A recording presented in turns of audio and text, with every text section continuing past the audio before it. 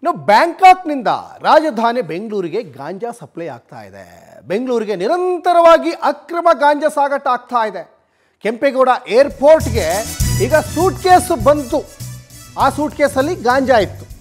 ಇದು ಬ್ಯಾಂಕಾಕ್ನಿಂದ ರಾಜಧಾನಿ ಬೆಂಗಳೂರಿಗೆ ನಿರಂತರವಾಗಿ ಅಕ್ರಮ ಗಾಂಜಾ ಸಾಗಾಟ ಆಗ್ತಾ ಇದೆ.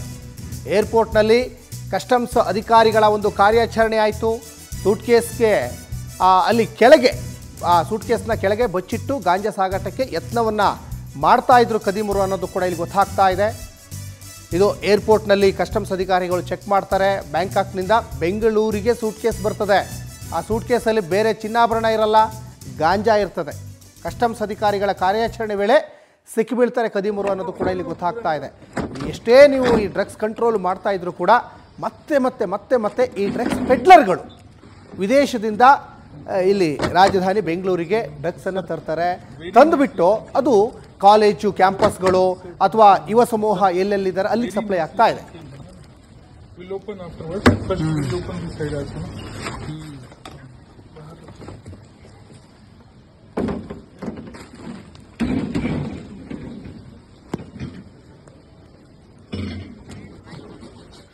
ಈ ಬಗ್ಗೆ ಹೆಚ್ಚಿನ ಡೀಟೇಲ್ಸನ್ನು ನಮ್ಮ ಪ್ರತಿನಿಧಿ ರಾಮಾಂಜಿ ಕೊಡ್ತಾ ಹೋಗ್ತಾರೆ. ರಾಮಾಂಜಿ, ಸಾಕಷ್ಟು ಸಂದರ್ಭದಲ್ಲಿ ಇಂತಹ ಗಾಂಜಾ ಸಾಗಾಟಗಳು ಆಗ್ತಾನೆ ಇದ್ದಾವೆ. ಅದು ಎಲ್ಲಿಂದ ಬರ್ತಾ ಇದೆ ಅನ್ನೋದು ಕೂಡ ಗೊತ್ತಾಗ್ತಾ ಇರಲಿಲ್ಲ.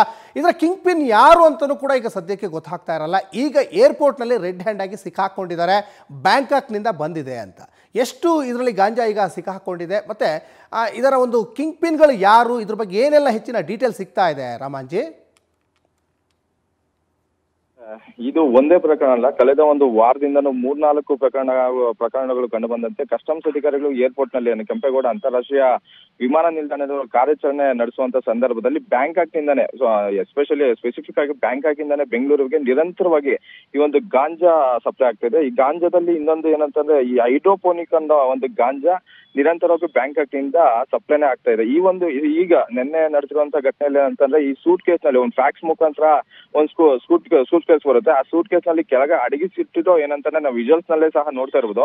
ಆ ಸೂಟ್ ಕೇಸ್ ಬಂದಂತ ಸಂದರ್ಭದಲ್ಲಿ ಸೂಟ್ ಕೇಸ್ ಕೆಳಭಾಗದಲ್ಲಿ ಏನಂತ ಅಡಗಿಸಿಟ್ಟು ಅಂದ್ರೆ ಅದಕ್ಕೆ ಗಮ್ ಹಾಕಿ ಕ್ಲೀನ್ ಆಗಿ ಪ್ಯಾಕ್ ಮಾಡಿ ಯಾರಿಗೂ ಸಹ ಡೌಟ್ ಬರದೇ ಇರೋ ರೀತಿ ಒಂದು ಬಚ್ಚಿಟ್ಟು ಏನೋ ಬ್ಯಾಂಕಾಕ್ ಇಂದ ಬೆಂಗಳೂರಿಗೆ ಏನೋ ಸಪ್ಲೈ ಮಾಡ್ತಾ ಇದ್ದಾರೆ. ಅಂದ್ರೆ ಇದರಲ್ಲಿ ಯಾವುದೇ ಏನಂತ ವ್ಯಕ್ತಿನ ಪ್ರಯಾಣಿಕನನ್ನ ಇದರಲ್ಲಿ ಅರೆಸ್ಟ್ ಮಾಡಿಲ್ಲ. ಇದು ಫ್ಯಾಕ್ಸ್ ಮುಖಾಂತರ ಬಂದಿರೋದು. ಒಂದು ಕಳೆದ ಒಂದು 2-3 ಪ್ರಕರಣದಲ್ಲಿ ಒಬ್ಬ ಪ್ಯಾಸೆಂಜರ್ಸ್ ಅಂದ್ರೆ ಮಹಿಳೆ ಪ್ಯಾಸೆಂಜರ್ಸ್ ಏನೋ ತಗೊಂಬಂದ ಸಂದರ್ಭದಲ್ಲಿ ಅಲ್ಲಿ ಏನಂತಾರೆ ಮಹಿಳೆಯರು ಸಿಕ್ಕಾಕೊಂಡು ಅವನು ಸಹ ಈಗ ಸದ್ಯಕ್ಕೆ ವಶಕ್ಕೆ ಪಡೆದುಕೊಂಡು ಅವ್ರ ಮೇಲೆ ಕೇಸ್ ಸಹ ದಾಖಲು ಮಾಡಿದ್ದಾರೆ. NDPS ಆಕ್ಟ್ ಅನ್ವಯ ಏನಂತಾನೆ ಕೇಸ್ ದಾಖಲು ಮಾಡಿದ್ದಾರೆ. ಅವ್ರನ್ನ ಈಗ ಕಸ್ಟಮ್ಸ್ ಅಧಿಕಾರಿಗಳು ಏನಂತ ಬಂಧಿಸಿದ್ದಾರೆ. ಅವ್ರ ಕಡೆಯಿಂದ ವಿಚಾರಣೆ ನಡೆಸಿದಂತ ಸಂದರ್ಭದಲ್ಲಿ ಇದಕ್ಕೆ ಯಾರು ಕಿಂಗ್ ಪಿನ್ ಮತ್ತೆ ನಿರಂತರವಾಗಿ ಬ್ಯಾಂಕಾಕ್ ಇಂದ ಬೆಂಗಳೂರಿಗೆ ಯಾವ ಕಾರಣಕ್ಕೆ ಬರ್ತಾ ಇದೆ ಅನ್ನೋದು ಗೊತ್ತಾಗಬೇಕಿದೆ. ಏನಂತ ಯಾರು ಇದು ಕಿಂಗ್ ಪಿನ್ ಮತ್ತೆ ಈ ಡ್ರಗ್ ಪ್ಲೆಡ್ಲರ್ ಯಾರು ಅನ್ನೋದನ್ನ ಈಗ ಕಸ್ಟಮ್ಸ್ ಅಧಿಕಾರಿಗಳು ಅರೆಸ್ಟ್ ಬಂಧನ ಮಾಡಿರುವಂತ ವಿಚಾರಣೆ ಸಂದರ್ಭದಲ್ಲಿ ಮಹಿಳೆಯರು ಬಾಯ್ಬಿಟ್ಟಿರ್ತಾರೆ. ಅವ್ರ ಕಡೆಯಿಂದ ಈಗ ಕಸ್ಟಮ್ಸ್ ಅಧಿಕಾರಿಗಳಿಂದ ನಮಗೆ ಮಾಹಿತಿ ಬರಬೇಕಾಗಿದೆ. ಸಚಿನ್, ಧನ್ಯವಾದ ರಾಮಾಂಜಿ ತಮ್ಮೆಲ್ಲ ಡೀಟೇಲ್ಸ್ಗಾಗಿ.